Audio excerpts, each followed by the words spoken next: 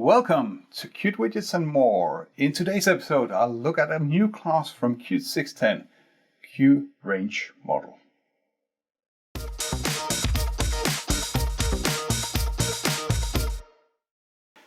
QRangeModel. You simply provided the data, not subclassing or anything, at least not in the very trivial setup. You can see right here, new QRangeModel. I give it numbers, and numbers is this vector of numbers that I have up here. I give my view, my model as always, and I'm done.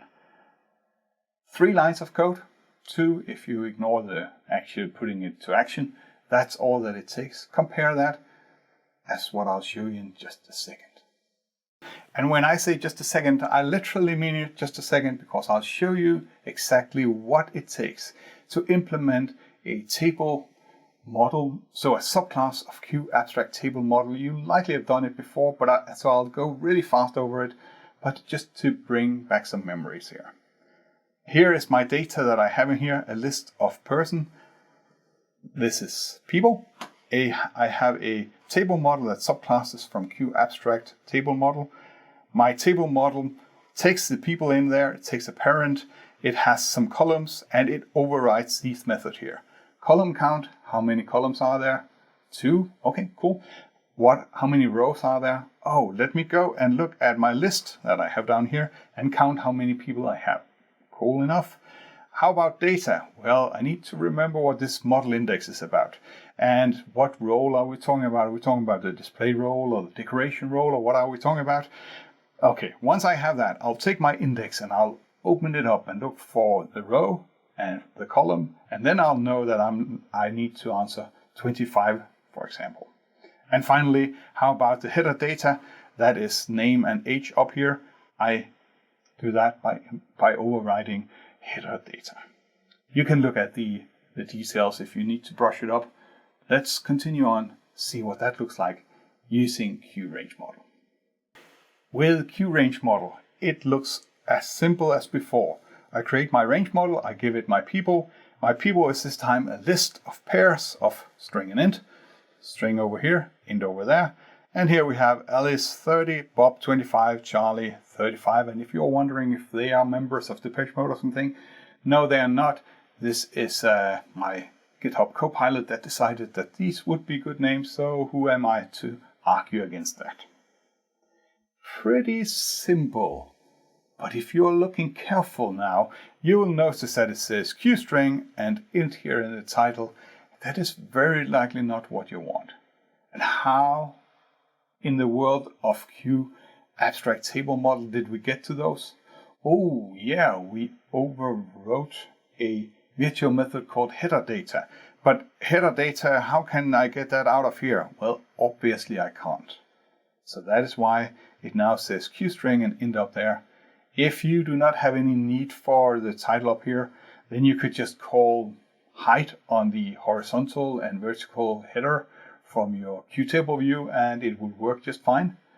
But the alternative is to subclass. Okay, looking at the header, it now says name and age again. And how did I get to that? Well, I subclassed from QRangeModel and I overrode the header data method. As you can see here, if we are talking about column 0, then name, age, otherwise nothing. And if we are talking about the other direction, then whatever my default model would give me. I hide my horizontal header. That's why you can't see them over here, because there's no need for those. But apart from that, I still give my arguments there. Have we gained anything?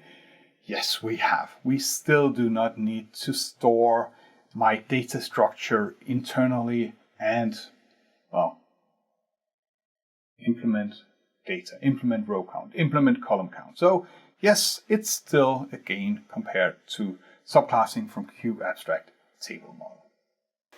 Hey Jesper, are you for real? A Q pair of string and int?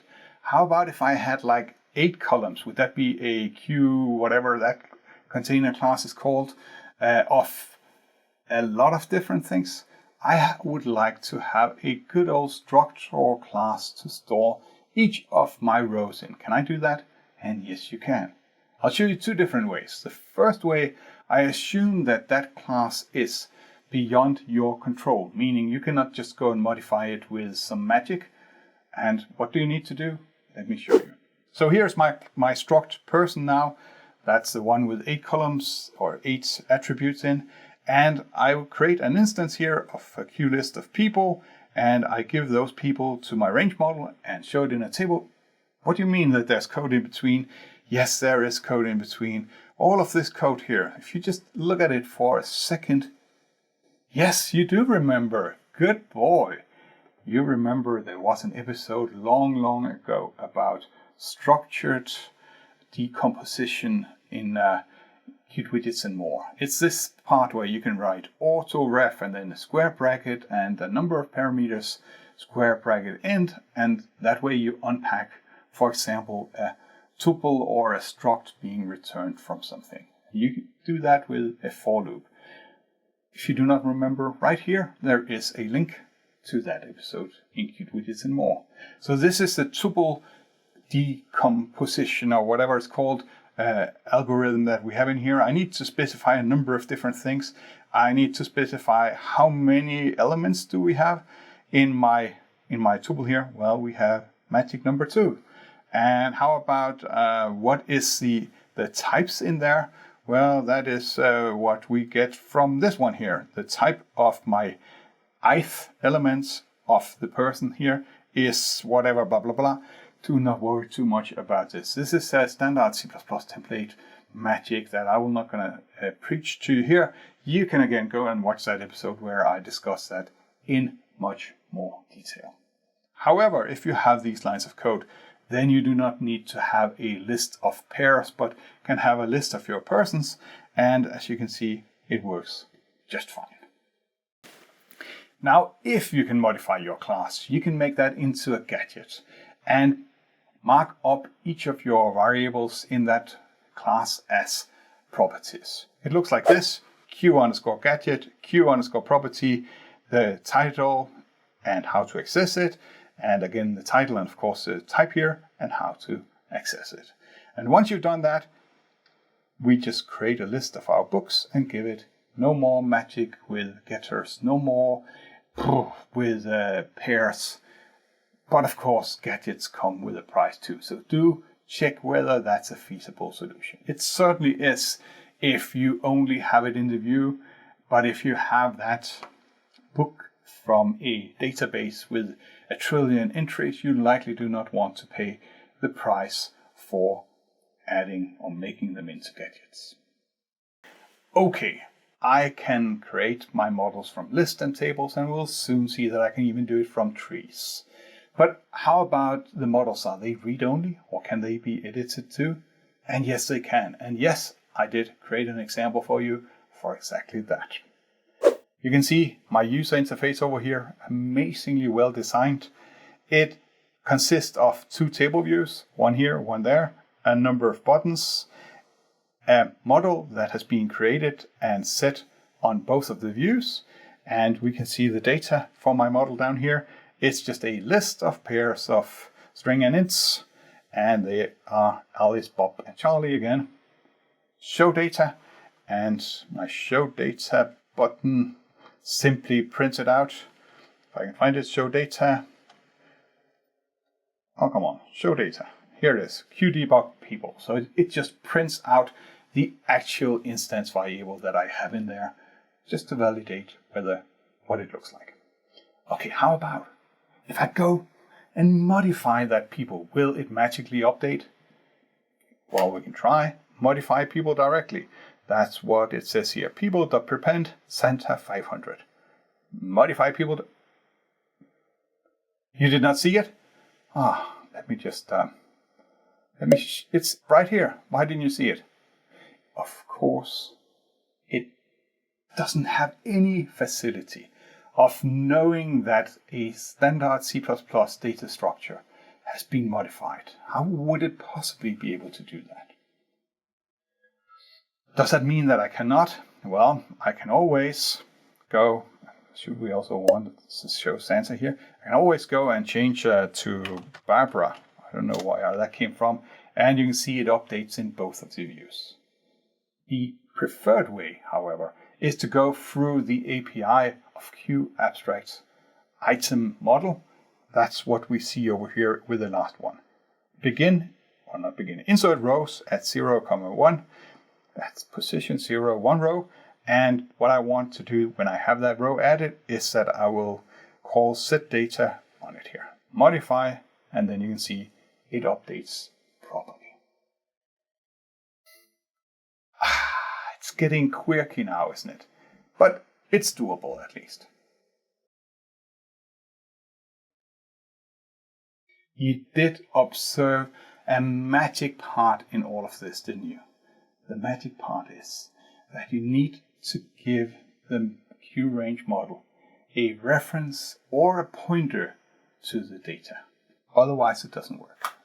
I have started again because I forgot about that little tiny detail. So you can see I have it up here now, show data, and over in my run setting, you can see that it prints out Santa's wife. So it did update it just fine. That's cool. However, let me change this studref up here. Studref is a regular C++ class that makes it into a reference. Now, and let me run it again. Now it's creating it's giving it just a instance of that class, not a reference to that instance. And I can go and modify here again. It updates just fine. But if I press show data down here, you can see it didn't make it in. And why is that? Well, that's because that I gave it an instance of people. So it took a deep copy of my people, put it inside the stomach of the QRangeModel. And when I modified it, that instance inside the stomach was updated, but the people that I gave it wasn't. If I do not like studref, I can do something as simple as just giving it the address. So it gets a QRangeModel, well, not QRange, this thingy as a pointer. And now again, we'll modify here and we'll show the data, and Santa's wife has been added. How's that, you say? How is that possible? Is QRangeModel a templarized class? Well, no, it's not, because our little friend mock do not like templates. So what it really is and wait for it, while I'm searching my memory for the name, it is type erasure at play. Let me know in the notes below if you're interested in learning about type erasure. I have an episode that I have not released, and I'm not entirely sure whether I will. But if you think that it would be interesting to have me teach you type erasure, let me know. If you're from the QML land, then good news is that everything I taught you up until now works just fine with QML too. But if you're in QGadget, then I can show you something that is truly horrible, at least if you ask me. Namely that I can specify the different roles here. Remember, we had the display role, so that's red, spelled out R-E-D. Or we had those pixels that are red over here, that's the decoration role. I can specify that with a list of maps of int, variant. Int is the role and the variant is the value. So here I have display role red, decoration role qt : red. And that's how I get this stuff up here. Let me show you how even worse it gets if I add a table here now. And this is what it looks like with a table. Now I have a list of maps. Whew. Yeah, that's gonna be easy to work with. Good luck. Let me admit before I continue on that whatever they had done at the Qt company, that would have been an episode where I would be complaining. Either they did not implement trees with QRangeModel and I said, oh, why no trees? Or they would have, as they have, and I would complain, oh, it looks weird. So let's go with it looks weird now. See, I have a tree over here. It's implemented using QRangeModel. To do that, I need a few things. I need to implement parent row, which will give me a pointer to the tree row. So we have struct tree row, that's this whole thing, that's one row of my tree. I need to implement this parent row, and I need to implement child rows, which gives me an optional tree. So that's the subtree at a given row. And it looks a bit like what I have here. I will not go into details because 99% of you are not watching anymore, so that's cool. Anyway, here are the string, the origin and the capital for these two things here. And I have those things implemented down here. Okay, here it gets interesting. First of all, if I do not have more magic involved in it than this, which I am pondering, why wouldn't I? Because I am modifying my class here. Technically, there's an example in the source code where I can do the same without even modifying a class, but let's not go there. But also, if I am modifying the class and I could make it into a gadget, I would be saved quite a bit of the way. If I am not making it into a gadget, then I need this tuple decomposition again, which looks like this and a bit more. And then I have my tree, and I create my tree, and I set up my tree like this, and it looks like this.